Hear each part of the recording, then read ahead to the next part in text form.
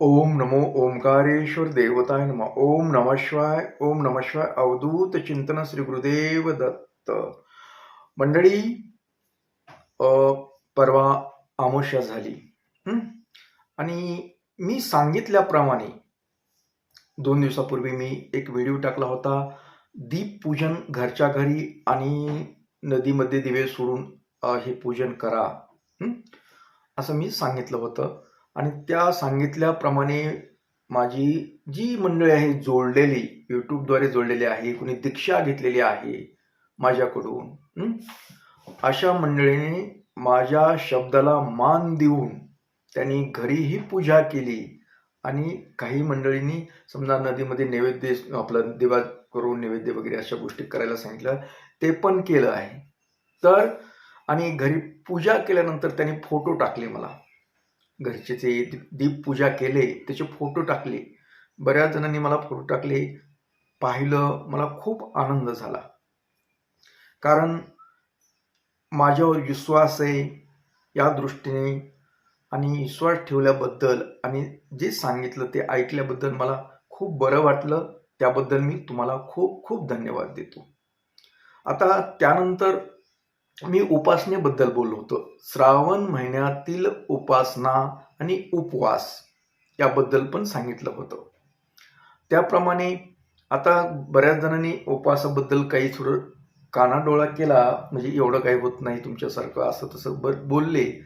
पण काही जणांनी आता संकल्प केलेत एक महिनाभर, समजा शिवलेला अमृताचं ग्रंथ आहे त्याचं पारायण करणे, जेवढे पारायण होतील तेवढे करणे. त्यानंतर कुणी शिवपुराण वाचण्याचा संकल्प केला, शिवपुराण वाचायचं, म्हणजे त्याचं पठण वगैरे त्याची थोडीसा अभ्यास करायचा. कुणी शिवजप करायचं संकल्प केले. आणि उपवासच्या बाबतीत थोडं एवढं काही मला आलं नाही. पण तुम्ही सगळेजण करताय यात मला आनंद आहे. कारण एक आपण भक्ती मार्ग शिवाचा धरलेला आहे आणि त्या भक्ती मार्गाला धरलेल्या मार्गाने तुम्ही चाललाय, ही खूप मोठं वाटतं. आता एक महिनाभर उपवास करायचं बऱ्याच जणांना जमणार बी नाही. आम्ही सोमवार करू, एकादशी करू, अमुक करू, तमुक करू सांगितलं, परंतु एक महिनाभर आम्हाला काही उपवास करता येणार नाही. आणि केलं तर आम्ही संध्याकाळी एकदा जेऊ, असं काही जणांनी म्हटलं. ठीक आहे म्हटलं, तुम्हाला जसं जमन तसं करा, पण मी तसं नाही करत म्हटलं. मी पूर्वी काय करत होतो, पूर्वी त्याच्या अगोदर पूर्ण श्रावण महिना हा पूर्ण उपवास करत होतो आणि खूप वर्षापासून करतो. आज इकडे असं नाही की 10-5 वर्षातच करायलो. काय देव जाणे, मला समजा मी लहान होतो, 10-12 वर्षाचा, तेव्हापासून बी मी श्रावण महिना हा पूर्ण उपवास करतो. पूर्वी काही वर्ष घरचे आई वडील बी जरा बोलत होते की बाबा एक टायमाला जेवावं लागतं वगैरे. त्याच्यामुळं पूर्वी खूप लहानपणीच सांगालो, त्यावेळेस मी जेवण करत होतो. मग ज्यावेळेस माझ्या हातात सगळा कारभार आला, समजा म्हणजे मी स्वतंत्र झालो समजा विचारानं, त्यावेळेस मी ते बंद केलं. महिना धरायचा आहे तर जेवण नाही करायचं, फराळावर राहायचं. मग फराळावर राहायचं तर माझे एक ते चुलते होते, त्यांना ते लई, म्हणजे वडील काही एवढं बोलत नव्हते काही, पण चुलत्यांना लई काळजी वाटायची. तर ते काय करायचे कुठं काही ना काही फळं आणून दे. त्या काळात कुठं मार्केटला वगैरे जाण्याचं काही संबंध. पण पोरगा आमचं श्रावण महिन्यात धरतं, येडचं आहे, असलं तसं. मग बाहेर बोलायचे, मला थोडक्यात शिव्या बी घालायचे. काय पोट मारायचं, असलं करायचं, तसलं करायचं. त्यावेळी खूप दिवसाची गोष्ट आहे. काही येडवणे असलं तसलं बोलायचं, पण मी माझा काही हे का सोडत नव्हतो. माझं मी चालूच ठेवलेलं होतं. आणि तीच पद्धतीचं समजा मी पूर्ण महिना धरत आतापर्यंत आणलं. जसं मी या क्षेत्रात जास्त मी काम करायला लागलो, आता आपल्या शिवभक्तीमध्ये शिवोपासना करायला लागलो, आणि त्यानंतर मग माझे नेम हळूहळू बदलत गेले. आतापर्यंत मी काही माग एक टायमाला जेवण करतो, नंतर बंद ते पण केलं. 2-4 वर्षात तर बंद केले मी. समजा फळावर वगैरे राहत होतो. पण आता या वर्षात तर असं ठरवलं की आता ते फळं बी खायचे नाहीत. म्हणजे फराळाचं पण खायचं नाही असं संकल्प केलाय. फराळाचं न खाणे, फळं बी न खाणे, फक्त एक शरीर थोडंसं राहावं, चलावं म्हणून मी लिंबू सरबत घ्यायचं ठरवलेलं. आणि सकाळी दूध एक, कारण दूध घेण्यामध्ये गोळ्या असतात ना, त्याच्यामुळे दूध काहीतरी लागेल म्हटलं म्हणून मी दुधाचं एक ठेवलं. पण फराळ, फळं वगैरे हे सर्व वर्ज्य केलेत मी 1 महिन्यासाठी. आता हे दुसरा दिवस मी संपत आलाय. आता मी बऱ्याच वेळेस मी आता मार्केटला गेलो होतो. मार्केटहून जे लिंबू असतं ते लिंब घेऊन आलो मी खूप. तशी लिंब घेऊन आलो समजा की दररोज एक प्रमाणे तरी आपल्याला लागणारच आहे. तर आणि पाणी, भरपूर पाणी प्यायचं. आता ह्या गोष्टीबद्दल ज्यांना माझी ही पद्धत माहीत झाली, आता माझ्या संपर्कातले तर बरेच फोन करतात, मग काय चाललं काय नाही विचारलं तर हे असं चाललं की खूप जणांनी म्हणले असं करू नका, काहीतरी फळ खा वगैरे वगैरे वगैरे, हे होईल असं होईल तसं होईल. म्हणून मी आज चेकअप पण करून आलो, वजन चेकअप केलं. त्याच्या अगोदर बी केलं होतं एका दिवशी.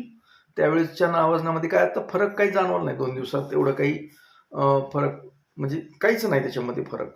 अगर माझ्या हालचालीमध्ये काही एवढं फरक की अशक्तपणा आलाय, आता न काही 2 दिवस झाला अन्न खाल्लं नाही, तर तसं काही एवढं काही जाणवणं गेलंय मला. आता ही एवढं का करायचं, तुम्हाला बी प्रश्न पडला असेल, एवढं का? काय असतं, तुम्हाला उपासना करायची नाही एखाद्या देवतेची. आता मी शिव उपासक आहे.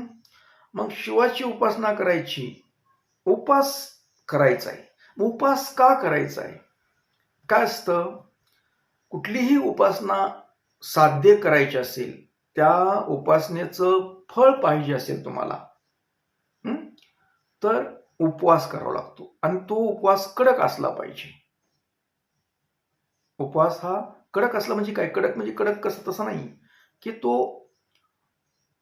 शरीराला समजा मारलं पाहिजे. का मारलं? शरीर शांत होतं, मन जरा स्थिर होतं. जी आपल्या मनातले विचार आहेत ते थोडेसे वेगळे होतात, बदलतात. आपल्याला भक्ती करायची ना महिनाभर. आता आपण एरवी करतो, पण बाकीचे व्यवहार बघत करतो ना. आता मला ही पूर्ण महिना शिव भक्तीमध्ये घालवायचा आहे, असा मी संकल्प केलाय.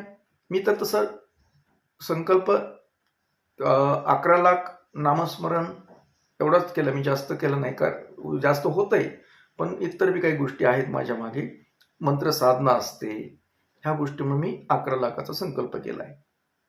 आणि उपास पकडला म्हणजे उपासच आहे तो. लिंबू पाणी घ्यायचं, एवढा उपास. आणि दूध काय आपल्याला 1 ग्लास 2 ग्लास घ्यायचं सकाळी एकदाच, पुन्हा परत संध्याकाळी सुद्धा घ्यायचं नाही, दुपारी घ्यायचं नाही, दूध काय नाही. मग दिवसभर आपल्याला वाटलं थोडं थकवा वाटलं तर लिंबू पाणी पिणे, हा माझा संकल्प आहे. आता एवढं कडक का करायचं आपल्याला, तर ते माझं मन आहे, मन स्थिर झालं पाहिजे. म्हणजे माझं लक्ष इतर गोष्टीकडे कुठे लागता कामा नये. म्हणून मी उपास तुम्हाला सुद्धा करा म्हणत असतो. आणि ते जर झालं, माझं मन शुद्ध होईल आणि होणारच आहे. परत शरीर शुद्ध होणार आहे आणि होतं. याच्या अगोदरचे अनुभव आहेत मला, म्हणजे आज काही नवीन ह्याच्यामध्ये ह्या गोष्टीमध्ये नाहीये. मग आता हे लिंबू पाणी का घ्यायचंय? लिंबू पाणी घेण्यामागचं की आता मला शरीराची स्वच्छता करायची आणि मनाची स्वच्छता. नामस्मरणे, मंत्रजपाने माझ्या मनाची स्वच्छता करणार आहे आणि उपवास पकडून मी शरीराची स्वच्छता करणार आहे. म्हणजे शरीरामध्ये आता विकार काही ठेवणार नाही.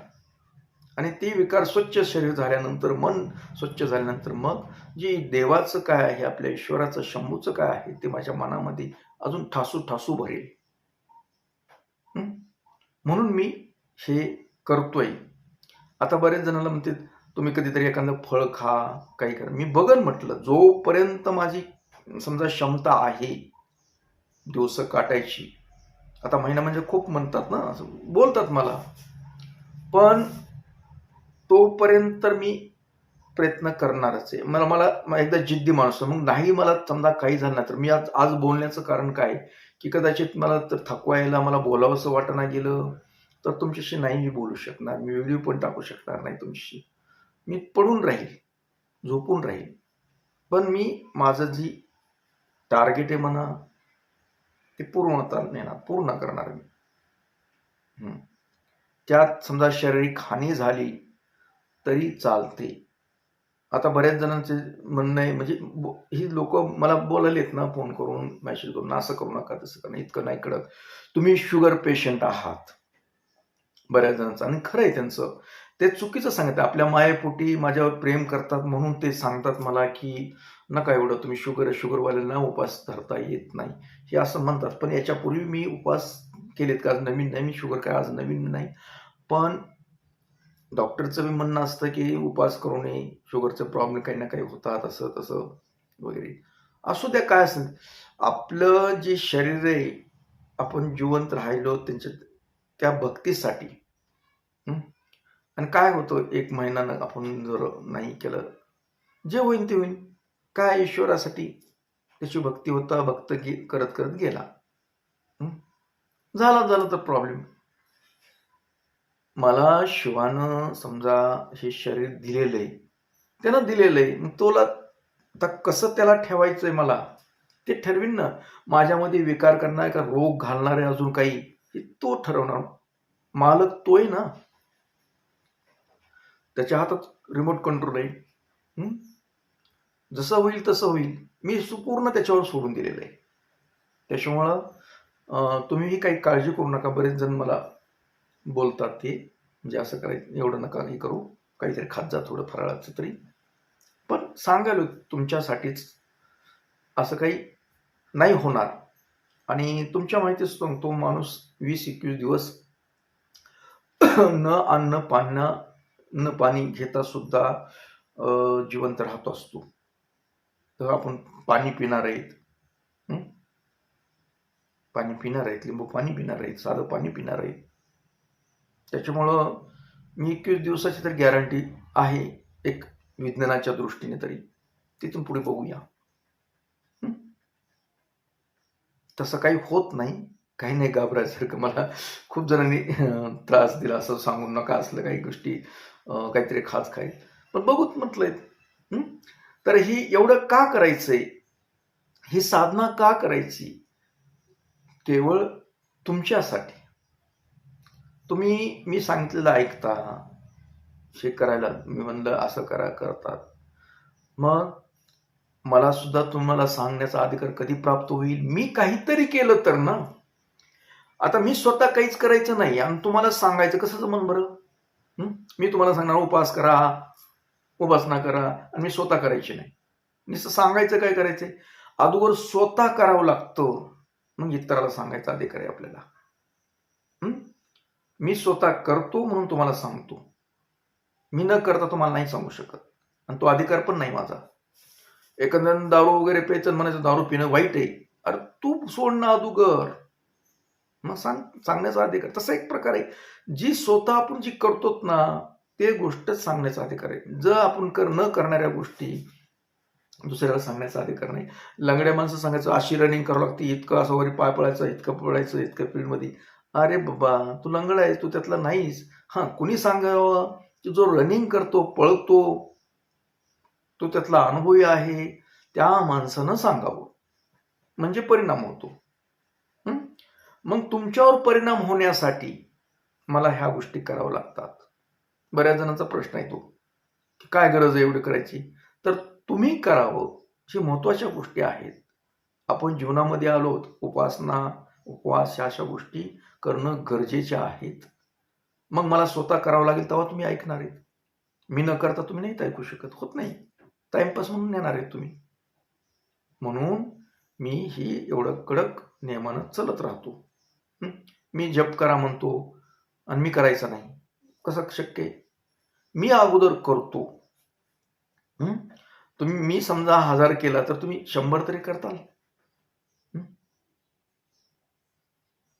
मी समजा महिन्याचा उपवास दिला, तुम्ही महिन्यातले सोमवार, प्रदोष, शिवरात्री हे तरी करताल कमीत कमी. करणार का नाही? या गोष्टी तुमच्या हातून व्हाव्या आणि तुम्ही भक्ती मार्गाला लागावं, शिव मार्गाला लागावं, शिवाची भक्ती करावी. तारणारा तोय आपल्याला, म्हणून मला ह्या गोष्टी कराव्या लागतात. दुसरं काही नाही याच्या मागे. तुमच्यावर परिणाम व्हावा मी सांगितलेलाच हा. म्हणून हा माझा छोटासा प्रयत्न आहे. तर मी प्रयत्न करणारी आहे, मी पूर्ण करणारच आहे. तुम्ही सुद्धा ज्याने समजा पारायणला बसले, चालू केलेलं आहे, बऱ्याच जणांनी सांगितलंय, कुणी मंत्र जप करायला, कुणी असं सगळे बऱ्याच जण लागलेत मार्गी.